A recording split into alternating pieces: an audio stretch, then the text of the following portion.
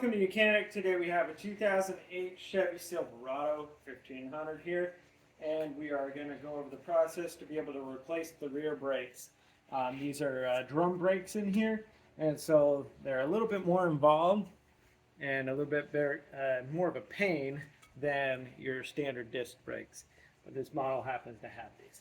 So a couple things that I've done to make the life a little bit easier is the cable, your parking brake cable that goes up into the middle, basically right below your rear passenger seat. That's where the two cables connect. I've actually separated that so that when we undo this, we have some more space and leeway to get things done. And then just got to make sure we hook that back up before we're done here. So to start with, to get these drums off a lot of times, you just got to smack them with the hammer a few times. Depending on how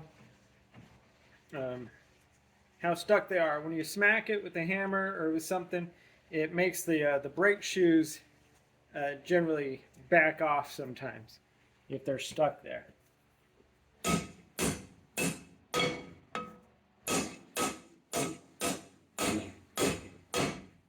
Alright, after a few good smacks, we can see that this is now coming free. Again, we still might have our drum brakes in there, riding on it a little bit. So we'll just rock it and bring it out there. And so you have a decent amount of brake dust there, but not too bad. Not too bad. Okay. So set our drum aside. Now, want to either take a picture or you make sure you can see how these things are. So we've got our spring up top here that goes into here, and then this is the adjuster. Sometimes if these brakes are too tight, there's a little rubber cap on the back side here that you can pop out and then be able to push this and back this off, because this is the locking tab that will lock it out here as this spins backwards. Well, right now we are just in the process of where we need to take it apart. And so I'm going to pop off this big spring here, being careful. It can release with some force, so.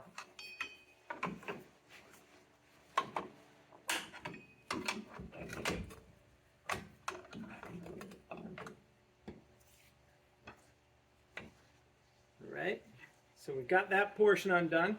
Now we're going to undo this spring up here, and then essentially this side is definitely just going to fall off.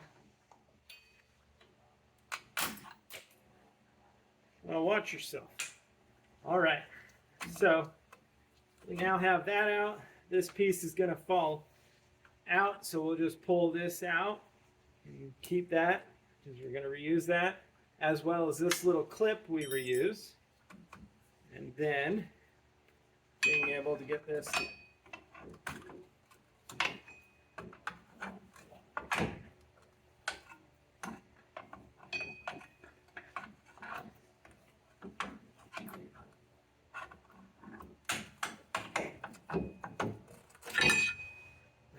get that brake shoe removed, and we got to do the same on this side.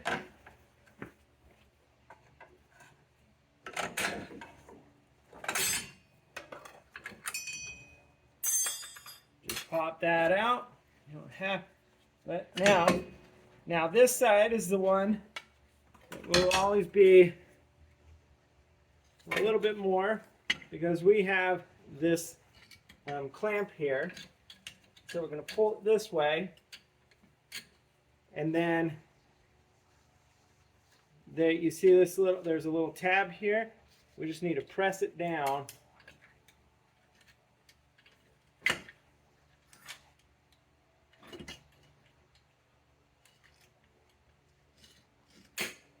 To let that little pin go backwards and through that whole spring. And that is the removal of our brake shoe for replacement. And now do a cleanup of all the brake dust and rust and debris here. that we can. We're also doing a good visual to see if there's any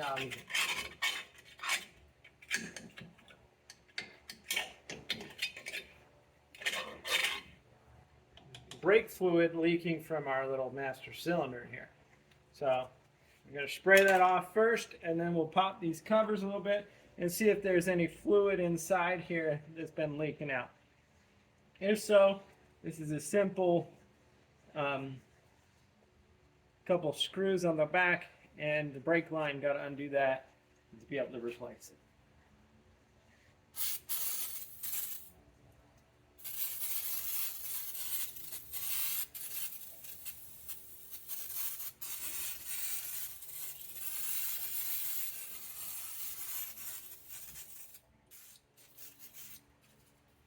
It's like I need some more spray.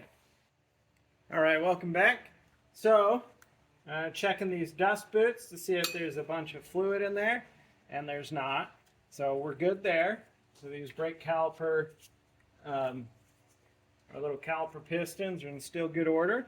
Kind of press those back in for when we install our new brakes, because we will want them to be in.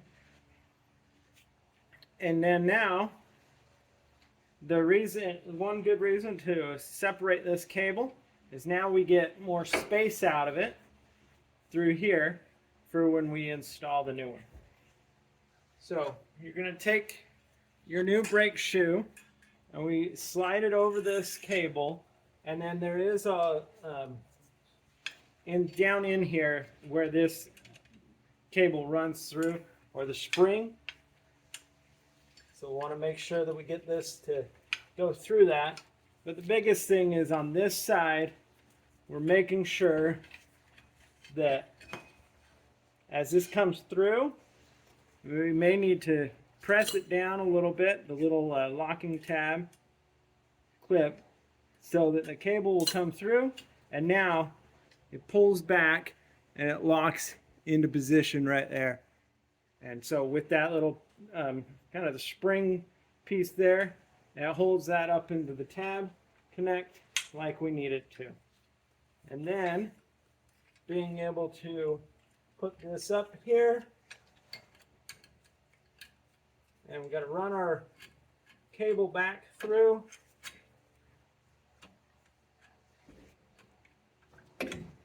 And being able to kind of set this up here to get it into place. I'm going to go pull the cable from the other side to make sure that everything is a little bit more tight there.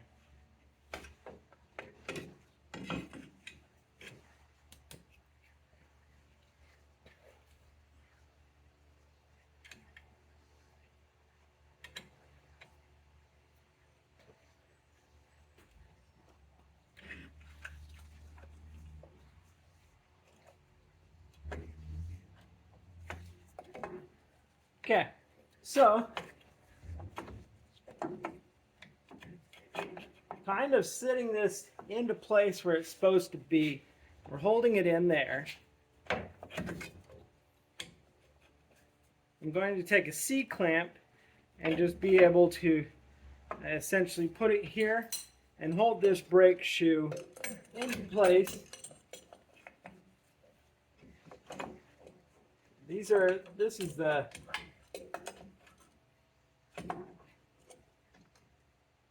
one of the biggest issues with working with brake shoes here, is being able to get them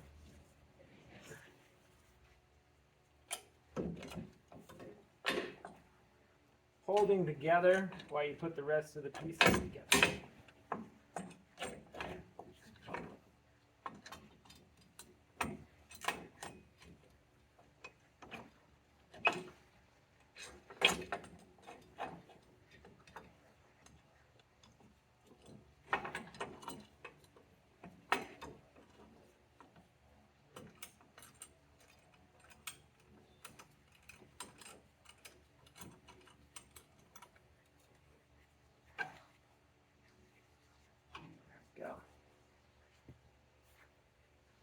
So that's just kind of holding it in place. There'll still be a little bit of fine adjustment.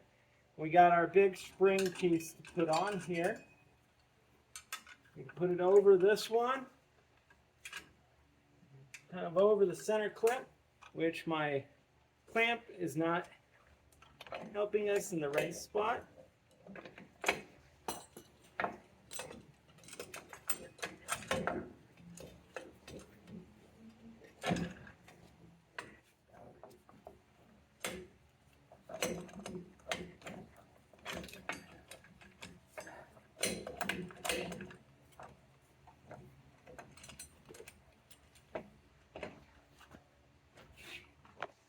All right, so we got this brake shoe on and kind of holding into place there using this C-clamp, just some light pressure enough to keep it in alignment where it needs to be.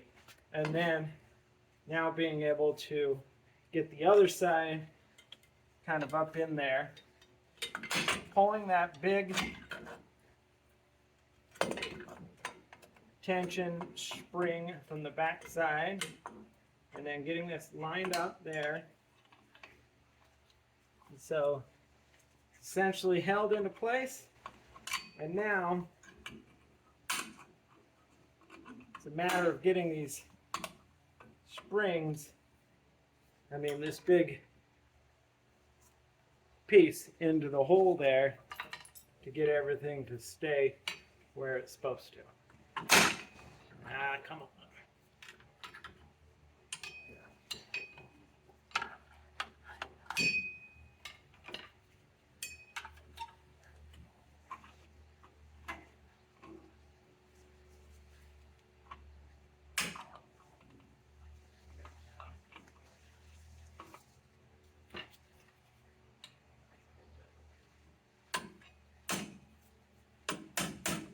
All right, we got that side in.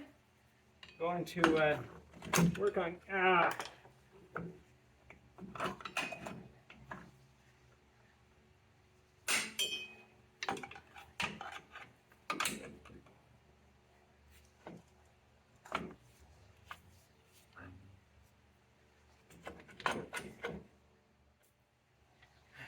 it's a matter of just working this up. I'm sure they've got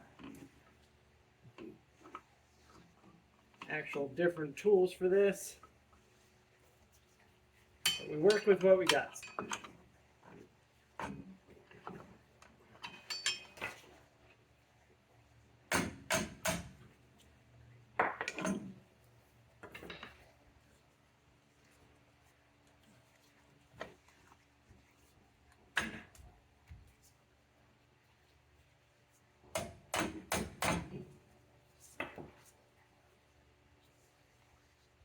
Okay, seem to got everything where it's supposed to be. Always takes a little bit. They're pretty brake shoes or drum brakes are always harder to put in than your standard disc brakes. So kind of try to line those up. Now we'll line them up when we put the little brake drum back over it, but we have our other clips and stuff we need to put on. We have this one to put on, and this is our adjuster also. So we need to spin this in, and then we'll adjust it to be out.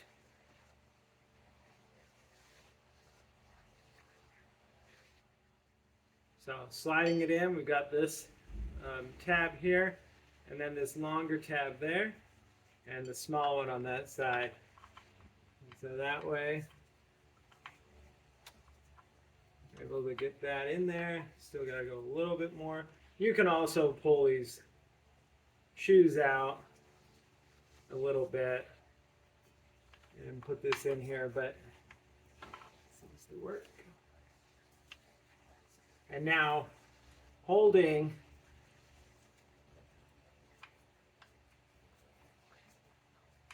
this back piece up here, spinning the wrong way,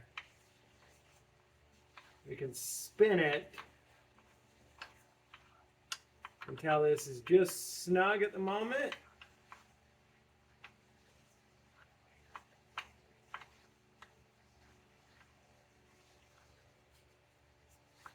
So everything's riding in there the way it's supposed to. And then up top here, we have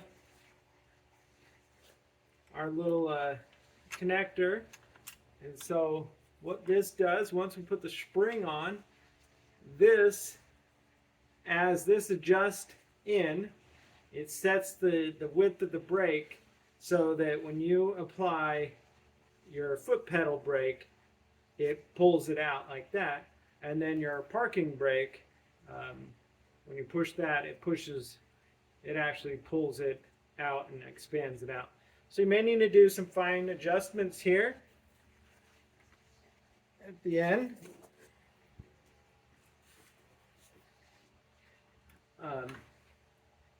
To get it to work faster. Otherwise, you can just keep pumping the brakes. You got to put the brake drum on. Don't do that without having the brake drum on.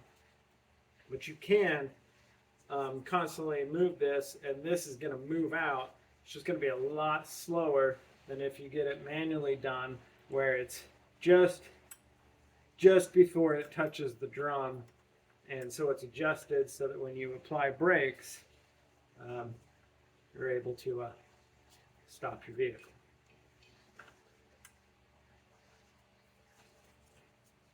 There we go. So we've got that spring on, and see that's holding that there.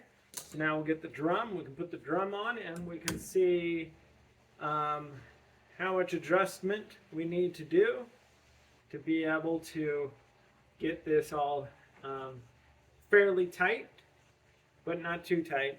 We still want this to spin very freely until you have to push on your foot brake. Now also, because I did, it makes it a bit easier disconnecting the lower cables. We're going to want to make sure that we rehook those up before we do all this other adjustments, because there is tension on those cables, and that may widen this up a little bit too before we make our final adjustments. But that's really how you replace your drum brakes in the nutshell here. And I'm going to hook up the brake lines, and then I'm going to come back to here, see if the brake drum will go on, and if we need to back it off, really we can just hold this tab, spin this backwards, or if it's way loose, we can just push our screwdriver here and be able to adjust this, tighten a little bit to be able to get it in a tightment or adjustment. So let's see where we're at there, and we'll be right back. Okay, got the brake cables hooked up. We now have our brake drum here, lining up the holes and being able to install that. And now we are going to make some adjustments, because we don't want this is fairly loose as it goes on, but we want it to make sure that it's tight.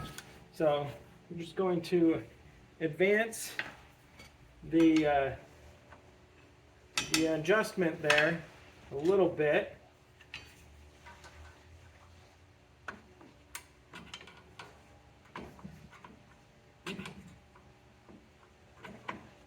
And so you'll just keep doing that, and as you advance this, what it does is it locks and it doesn't go back, and so it's holding this open. Now, of course, you still have your brake caliper units here, and so it's just a matter of adjusting until everything is